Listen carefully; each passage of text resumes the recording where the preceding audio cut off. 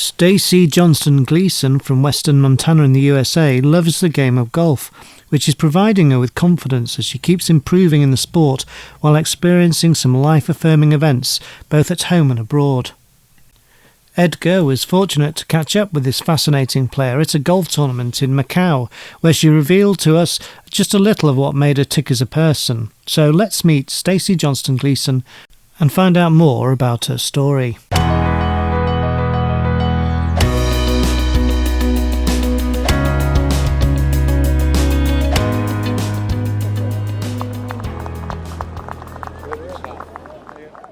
Stacey Johnston-Gleason lives practically on the first tee box of the Mission Mountain Golf Course, a flat sweep of green nestled against the rugged peaks of western Montana. To some, living on hole 1 might sound like a flippant remark, but to Stacey it's something more, a way of being, a kind of metaphor for how she's tackled life, one shot, one challenge at a time. It's been this way since 1995, when she first hefted a golf club, clumsy in her hands, at the urging of a coach whose husband played the game. Before that, golf had been an alien landscape, unknown to a kid from the remote reaches of Montana. But once she had made contact, something clicked. Golf would be her game for life. Stacey's story, though, hasn't been one of steady, straight putts. She was born with fetal alcohol syndrome, a highly challenging condition, one that she is dealing with so well today, with the support of her adopted family, who, ironically, though not golfers, have helped her greatly in the game. When she started golf, Stacey recalls she did have a natural swing, her face lighting up with a memory like the crack of a driver on a good day. It wasn't easy, not at first. There were frustrations, many a flubbed shot and the odd miss, which she terms as a whiff, but she only smiles about those early mistakes today. I had the natural swing, but it was funny because he would count the whiffs, and he's like, "You got a 99." And it was like on the first 9, you know. And it was like, I would just start laughing because he would count the whiff.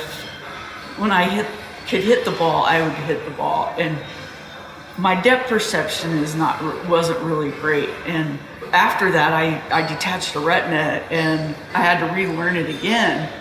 But soon she was playing in Special Olympics tournaments, her golf honed and driven by a joy that seemed to spill out of her every time she stepped onto the course.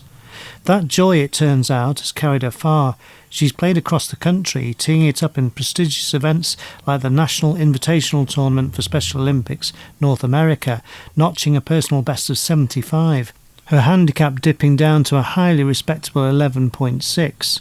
Stacey plays well, really well, but more than that she belongs, being able to play with the regular public as she puts it, and she savours that thought. She talks about it like a place she's arrived at, an arrival that, in some ways, mirrors her own journey through life, and it clearly means so much to her. Golf means a lot to me. It means a lot to me. It means I can play with the regular public. I get invited to play in tournaments at our course because I'm the best female in our area. So they need another female. They tend to ask me to play. So I get for scrambles, they'll say, "Oh, Stacey will play." So I get asked to play in scrambles all the time because they want somebody who can hit the ball well and play well. Later, there was the detached retina, as mentioned, that threw her depth perception out of whack, making the game she loved infinitely harder. But though she tells us that she had to relearn how to play golf because of this, there is no self-pity, only resolve. She hits the ball fine, great even, but admits putting has become difficult.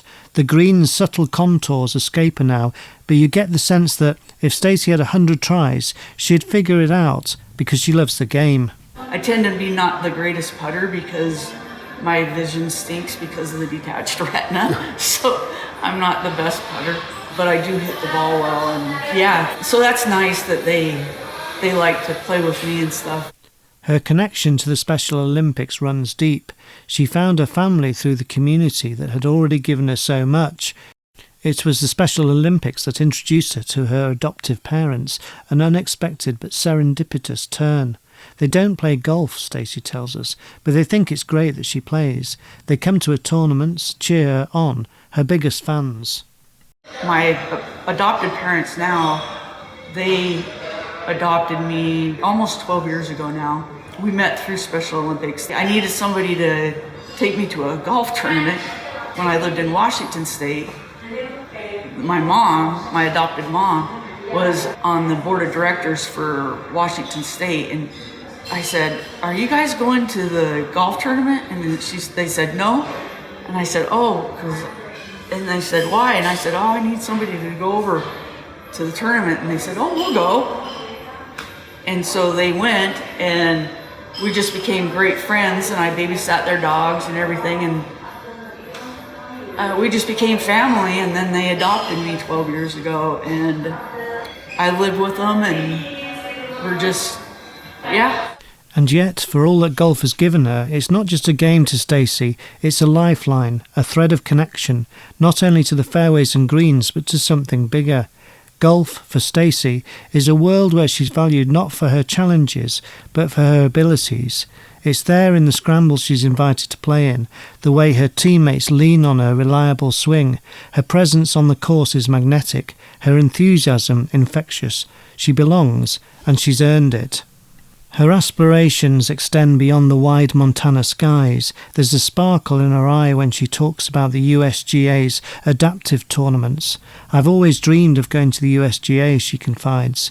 "It's a dream punctuated by practical hurdles, the cost of travel, the paperwork, the logistics of making it all happen. But if there's one thing clear about Stacey, it's that obstacles are just another kind of opponent. She's faced them before, and she'll face them again. Always with a smile that says, 'Watch this.'" We had the pleasure of speaking with Stacey in Macau, China, where she was playing in the Macau Masters and also meeting and talking about golf with conference delegates there. Speaking of this G4D golf event, which she has played in since 2018, Stacey said, "Oh, it's so much fun. I just enjoy it so much. I don't know, it just brings me so much joy to play here. I just love stuffing and just, I don't know, it just brings me so much joy to play. It's just being here with everybody. Yeah, because it's been since 18 since I've been here, and just, I mean, the first person I saw was a fellow from Korea, and we're going through the airport, and we're in the line, and he's like, "Long time no see." And so it's just great to, and we don't speak the same language, so it's just great. In the meantime, Stacey finds her way at the Mission Mountain course, where she works with the carts, helping out in exchange for the privilege of playing as often as she likes. And when she's not on the course, she's giving back in other ways too. Her work with Bank of America, teaching financial literacy to fellow Special Olympians, brings her a different kind of satisfaction. She calls the programme Money Habits, a way to help others manage their finances, something she knows can be just as tricky as a downhill putt. Stacey's story is one of resilience and joy, but it's also about connection, how a kid from Montana who'd never heard of golf found a place where she could shine. It's a story about overcoming, not just the physical hurdles, but the invisible ones too. She talks about thanking everyone who has helped her. There's a quiet acknowledgement there, a recognition that her journey has been guided by more than just her own determination. I think just everybody who's touched me in golf, there's just so many people I think to thank that I just wouldn't even know where to start. As for her next goal, Stacey's got her eye on something big. She's never been a single-digit handicap, she admits, the competitor in her coming through. "I'd love to get there," she says, and knowing Stacey, that's not an idle dream. It's a marker on a course that she's already mapped out in her mind. I haven't had a coach in so many years I couldn't even tell you, like a regular steady coach. Because I'm 11 now, so I would really love to be I've never been a single, I would really love to be single. For now, Stacey will keep swinging the club, keep playing well as she enjoys the game, and she will keep showing up, teeing off on hole 1, the place where she lives in more ways than one.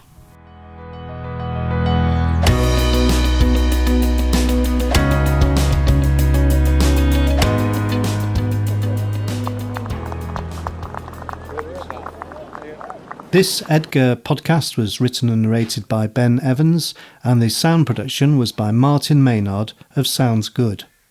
You can find more stories of people with a disability thriving through golf in the profiles section of the EDGA website at edgargolf.com, and you can contact members of our team through the website.